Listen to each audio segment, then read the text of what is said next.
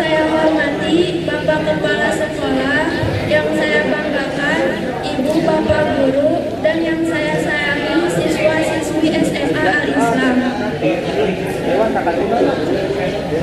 Pertama-tama marilah kita panjatkan rasa syukur kita kepada Allah Subhanahu wa Ta'ala yang telah melimpahkan rahmat, taufik dan hidayahnya kepada kita semua, sehingga kita dapat bertemu di tempat yang berbahagia ini dalam rangka memperingati Maulid Nabi Muhammad.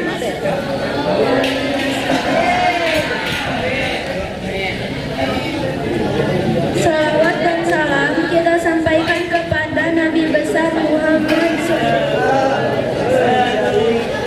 yang kelahirannya sedang kita peringati saat ini.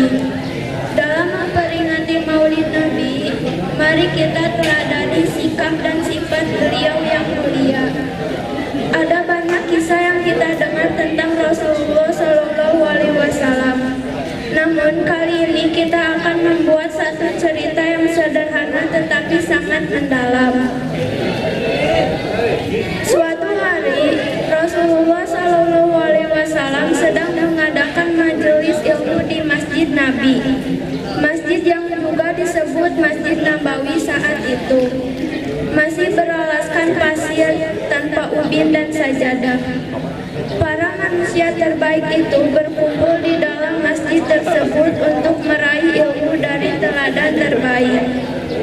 Di saat yang sama, seorang lelaki Badu yang berasal dari desa masuk ke dalam masjid, bukan untuk sholat ataupun mengikuti majelis ilmu.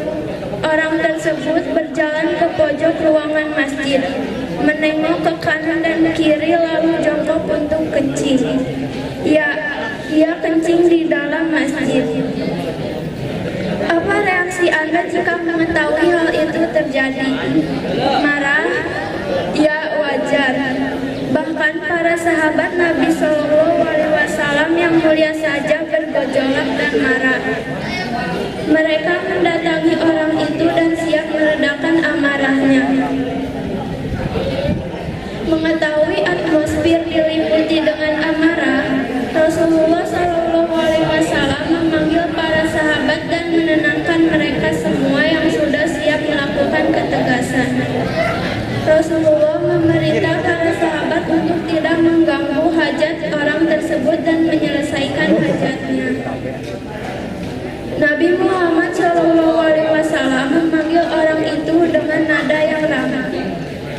Orang Badu yang mengetahui bahwa di sekitarnya sudah dipenuhi dengan hawa amarah berjalan menuju Rasulullah Shallallahu Alaihi Wasallam.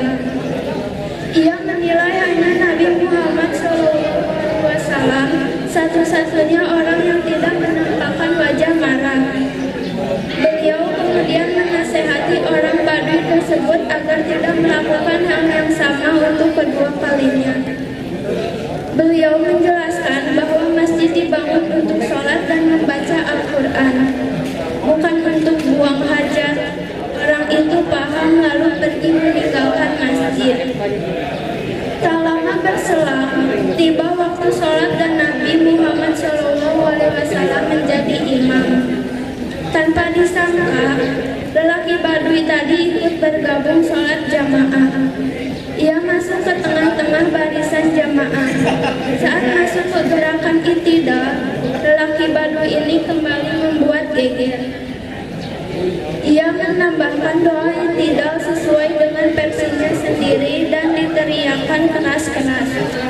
Padahal harusnya doa tersebut dibaca di dalam hati.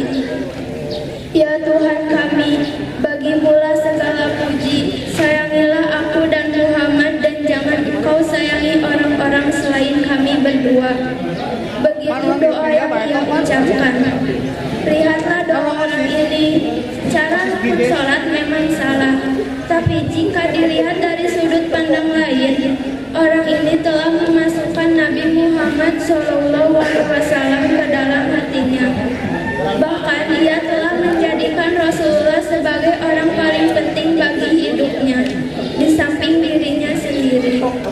Bagaimana bisa Pertemuan beberapa menit tadi telah mengisi hatinya dengan Nabi Muhammad SAW.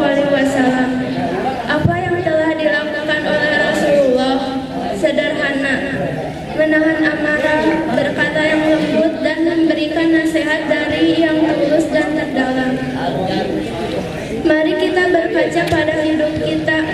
Apakah tutur kata, sikap, dan sifat bisa meninggalkan kesan yang positif dan mendalam untuk lingkungan sekitar kita? Jangan-jangan selama ini kita memberikan kesan negatif di hati banyak orang.